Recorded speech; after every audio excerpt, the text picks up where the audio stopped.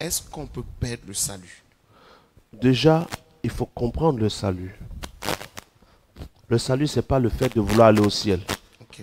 Le salut, c'est de vouloir être en communion avec Dieu. Dès que vous avez la bonne définition du salut, vous pouvez savoir si vous êtes sauvé ou non. Jean chapitre 17, verset 3. Il dit, à partir du verset 1, j'aimerais que toi qui suis, Dieu te fasse la grâce de comprendre le salut et de savoir, avant même ta mort, si tu es sauvé. Avant de dire comment perdre le salut, soyons sûrs qu'on l'a. Après avoir ainsi parlé, Jésus leva les yeux au ciel et dit, Père, l'heure est venue.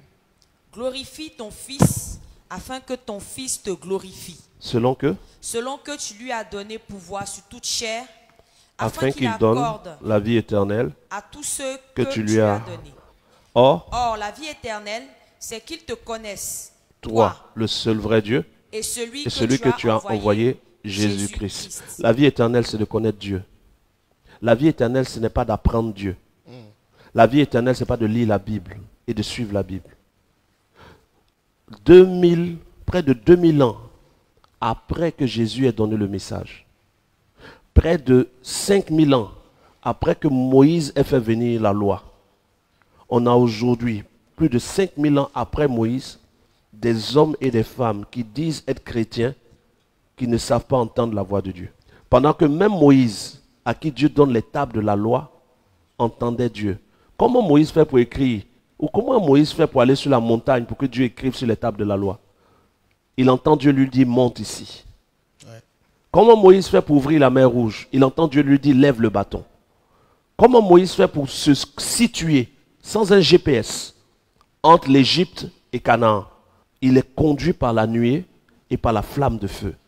Il ne lit pas quelque chose. Il avance dans un discernement et dans une conviction, dans une écoute de celui qui l'a appelé. Et nous qui sommes sous la grâce, qui avons la dimension et l'accès à ce qu'on appelle la plénitude du Saint-Esprit, on est des idiots sourds et des lecteurs fous. Mais pendant que Moïse, qui lui n'était même pas dans le temps de la plénitude du Saint-Esprit, parce qu'au temps de Moïse, on ne parlait pas de plénitude du Saint-Esprit. Le Saint-Esprit descendait sur les gens de temps en temps et il s'est retiré. Et les prophètes de ce temps ont fait des études pour savoir en quelle période la gloire serait supérieure. Plusieurs d'entre vous avez déjà entendu cette parole qui dit la gloire de la seconde maison sera supérieure à la gloire de la première maison. Mais les maisons parlent des alliances. Donc la gloire de la première alliance sera inférieure à la gloire de la seconde alliance. La première alliance, c'est la loi et les prophètes, caractérisée par Moïse. La deuxième alliance, c'est la grâce, caractérisée par Jésus. Donc, l'alliance de la grâce est supérieure en gloire à l'alliance de la loi.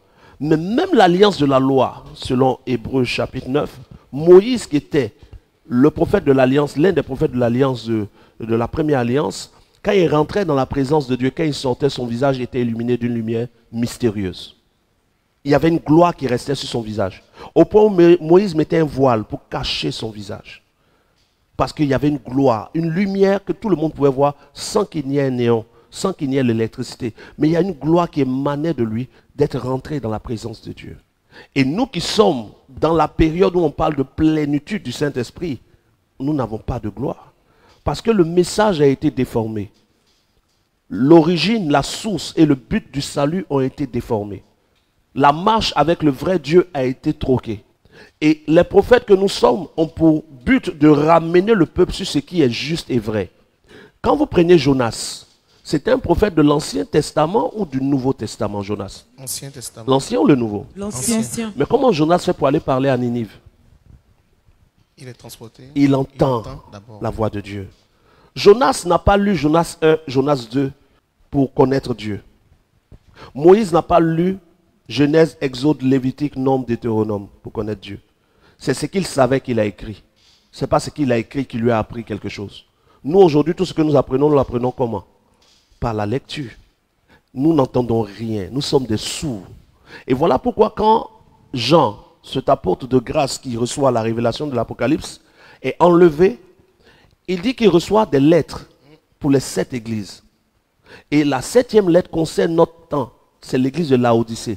Et à l'église de Laodicée, dans Apocalypse chapitre 3, verset 20, il dit, Tu dis je suis riche et je me suis enrichi.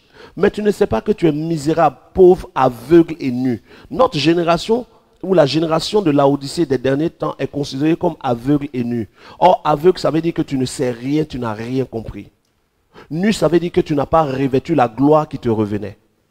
Pauvre, ça veut dire que tu n'as pas reçu le Saint-Esprit. Parce que la richesse du véritable enfant de Dieu, ce n'est pas son compte en banque, mais c'est le Saint-Esprit. Et il dit, je me tiens à la porte et je frappe. Qui est à la porte pour frapper? Dieu. Pourquoi il n'est pas dedans? Parce que dans nos églises, Dieu a quitté. Parce que le message qui est dans nos églises ne correspond pas au vrai Dieu. Dieu n'est jamais invité quelque part. Dieu est quelque part, il nous invite. Donc on ne peut pas venir faire un culte et puis dire Seigneur, nous t'appelons. Il ne répond à aucune invitation. C'est lui qui est là et c'est nous qui venons. On ne trimballe pas Dieu où on veut comme nos parrains ou nos financiers. Non. Et donc, la vraie église n'est pas misérable, elle n'est pas pauvre, elle n'est pas aveugle, elle n'est pas nue. Elle a le vrai message. Elle comprend les choses de Dieu. Elle est en train d'apprendre à connaître le Père pour ceux qui ne l'ont pas encore vraiment connu. La fausse église est en train de chercher comment appliquer la Bible parce qu'ils espèrent être sauvés. C'est différent. Et donc, quand vous me demandez, est-ce qu'on peut perdre le salut? Il faudrait comprendre déjà si on l'a. Ceux qui ont le salut réellement aujourd'hui, qui peuvent dire « je suis sauvé », sont ceux qui sont capables d'entendre soit la voix de Dieu ou d'entendre quelqu'un qui libère la voix de Dieu.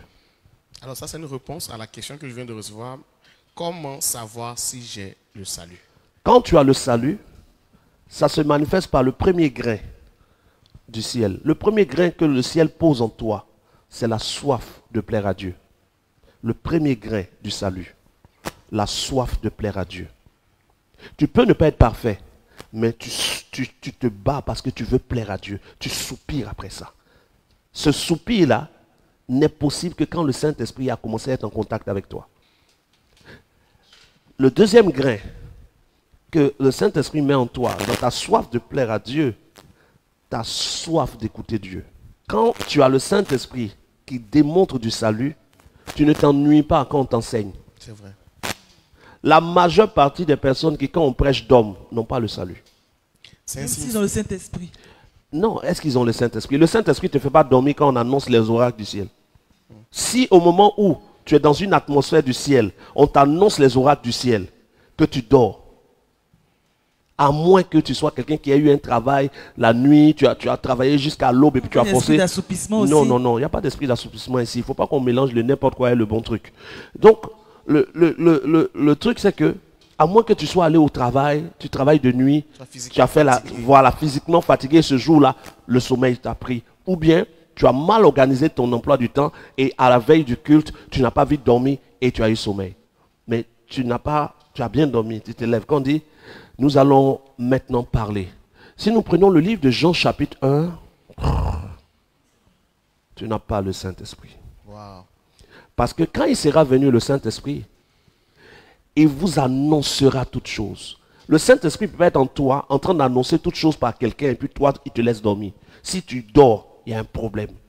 Le premier grain du salut, c'est l'envie de plaire à Dieu. Le deuxième grain du salut, l'envie d'écouter Dieu. Le troisième grain du salut, l'envie d'adorer le Père et non le Fils. La base du salut engendré ou initié par le Père est son amour. C'est par amour que le Père veut que les fils reviennent. Nous avons cela dans la parabole du fils prodigue. Un père qui avait deux fils et l'un d'entre eux dit « je m'en vais, je veux mon héritage ». Et quand le fils part, il devient souillé, il dit « je retournerai vers mon père ». Et quand il revient, il est dit clairement que le père tue un animal, il y a un sacrifice. Le père lui donne une bague nouvelle qui parle d'une alliance nouvelle. Le père lui donne un manteau nouveau qui parle d'une onction nouvelle. Le père lui donne des chaussures qui parlent d'un zèle nouveau. Donc, chaque symbole dans la parabole du fils prodigue révèle quelque chose de notre état et du processus du salut. Mais c'est le père qui accepte le fils avec joie. Le fils marche dans la parabole du fils prodigue. Le fils marche pour aller vers le père. Le père court à la rencontre du fils. Donc le Père est encore plus pressé que le Fils de retrouver le Fils. Pendant que le Fils marche par la culpabilité, l'amour court par l'espoir. Donc pendant qu'il est en train de courir... Très belle phrase. Donc pendant qu'il est en train de... Le Père est en train de courir vers le Fils hésite, il se demande est-ce que le Père va l'accepter. Mais le Père est en train de courir. Et quand tu regardes ça, tu comprends que le jour où tu vois une femme qui aime un homme, ce n'est pas le lieu où elle habite avec lui qu'elle aime. C'est sa présence à lui qu'elle aime. Qu'est-ce que je suis en train de dire?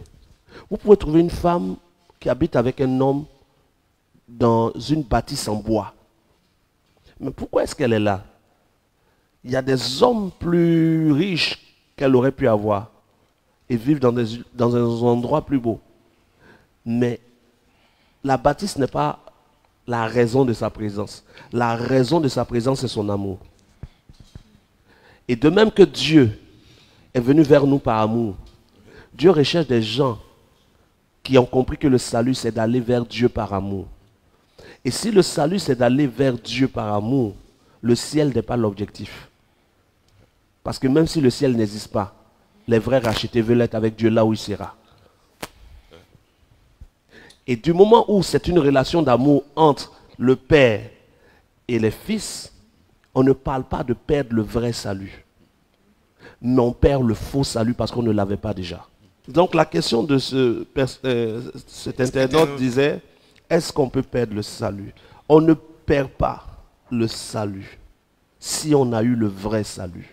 Parce que celui qui a le vrai salut a reçu le vrai Saint-Esprit. Et la preuve de la présence du vrai Saint-Esprit, c'est les grains qu'il sème. Et les grains que le Saint-Esprit, le vrai Saint-Esprit sème, le premier grain, je vous ai dit, c'est l'envie de plaire à Dieu. Le deuxième grain, c'est l'envie d'entendre Dieu. Le troisième grain, c'est l'envie d'adorer Dieu. Mais chacun de ces grains qui est planté en quelqu'un vont développer en lui le plus grand signe de la présence du salut et du Saint-Esprit, qu'on appelle le fruit de l'Esprit.